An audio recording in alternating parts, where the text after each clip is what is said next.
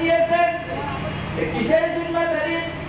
আনা যাইমুন বিবাইতিন ফি রাবাবিল জান্নাতি লিমান তারাকাল বিরাআ ওয়া ইন কানা মুহিক্কিতা।